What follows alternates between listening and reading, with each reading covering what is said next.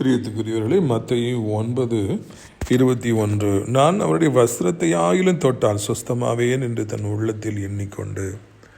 சுகமாவது எப்படி என்று சொல்லி இன்றைக்கு அநேகருக்கு தெரிவதில்லை. ஒரு சிலர் மருத்துவமனைக்கு சென்று ஆயிரங்கள் லட்சங்கள் கோடிகள் என்று செலவழித்து ஒவ்வொரு மருத்துவமனையாய் ஓடி ஓடி ஓடி களைத்து போவதை பார்க்கின்றோம்.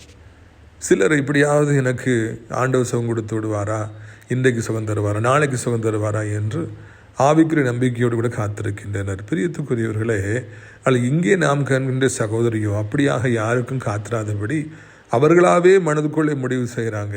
தான் இயேசு வராரு, அப்படி வஸ்திரத்தின் ஓரத்தையாவது நான் தொடுவேன், அப்பொழுது என் வியாதியெல்லாம் சுகமாயிருன்னு போய் தொட்டாங்களா, உடனே அவருடைய 12 வருட வியாதி நின்று போய் புது வாழ்க்கையை பெற்றார்களாம். பிரியத்துக்குரியவர்களை, நீங்கள் ஏன் காத்திருக்கின்றீர்கள்? வியாதி சரியாக வேண்டும், மருத்துவமனைக்கு போது நிற்க வேண்டும் என்று காத்திருக்கிறீங்க. நீங்களே முடிவு பண்ணுங்க, ஆண்டவரே இதை நான் செய்வேன், எனக்கு நீர் சுகத்தை தர வேண்டும். ஆண்டவரை நான் பொருத்தனை செய்வேன், எனக்கு நீர் சுகத்தை தர வேண்டும். ஆண்டவரை நான் ஊழியத்துக்கு வருவேன் என்று ஒரு பொருத்தனை செய்யுங்கள். ஆண்டவரை எனக்கு நீர் சுகம் தர வேண்டும். நான் யாரையும் கேவலமாக நான் பேச மாட்டேன், தூஷிக்க மாட்டேன். ஆண்டவர் எல்லோரையும் நான் மதிப்பேன், எல்லாருடைய உணர்வுகளுக்கு நான் முக்கியத்துவத்தை அளிப்பேன், என்னை எப்படியாவது சுகமாக்கும் என்று நீங்களே முடிவு செய்து ஜெபியுங்கள். உடனடியாக எந்த மருத்துவத்தாலும் கொடுக்க முடியாத தெய்வீக சுகம் உங்கள் மீது வந்து இறங்கும்.